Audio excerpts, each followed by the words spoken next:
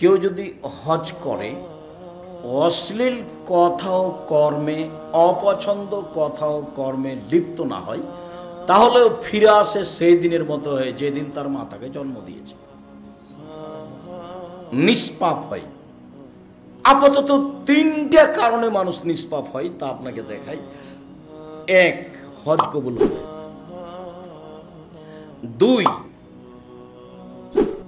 সলাতের পরে মসজিদে বসে তাসবিহ তাহলিল করলে।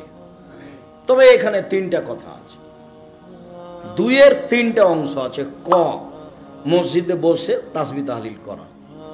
খ, পায়ে হেঁটে মসজিদে যাওয়া। ক খ। গ, আপনার ভালো করে উজু করা। মনে থাকবে, কথা কিন্তু ভারী নয়। এই তিনটা যদি কেউ পালন করে তাহলে সে হয়ে গেল সেই দিনের মতো যেদিন তার মাতাকে জন্ম দিয়েছে। তাহলে দুই। তিন হলো অসুখ বিসুখ হওয়ার পরে বলছে আলহামদুলিল্লাহ।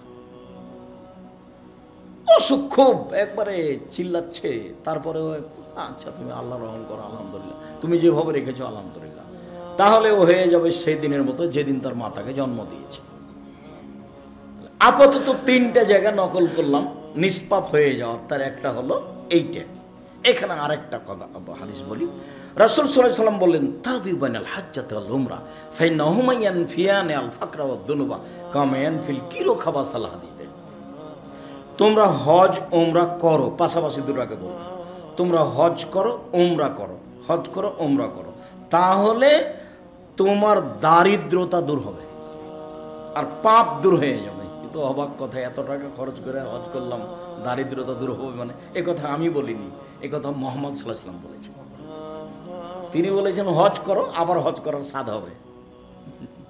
টাকা কিভাবে হয়ে যাবে? ইচ্ছা পোষণ করলে একটা ব্যবস্থা হয় ধীরে ধীরে। আল্লাহর নবী বলছেন মুহাম্মদ সাল্লাল্লাহু আলাইহি ওয়াসাল্লাম যে তোমরা হজ ওমরা করো, তাহলে তোমার পাপ মিটে যাবে, পাপ দূর হয়ে যাবে আর দারিদ্রতা দূর হবে। তো যখন বললেন যে পাপ দূর হয়ে যাবে, তখন তিনি এভাবে বললেন, তার মানে তার সামাজিক দক্ষতাও আছে কিছু কিছু, সবটাই ছিল না। তো সামাজিক কিছু দক্ষতা আছে। এই যে কামারের হাপড়ে লোহা দিলে গরম হওয়ার পরে ওর ময়লা যেমন দূর হয়ে যায়, তেমনি হজ করলে পাপ দূর হয়ে যায়। কামারের কর্মকারের হাপড়ে লোহা স্বর্ণ চাঁদি থেকে যেমন ময়লা দূর হয়ে যায়, তেমন হজ উমরা করলে পাপ দূর হয়ে যায়, দারিদ্রতা দূর হয়ে যায়।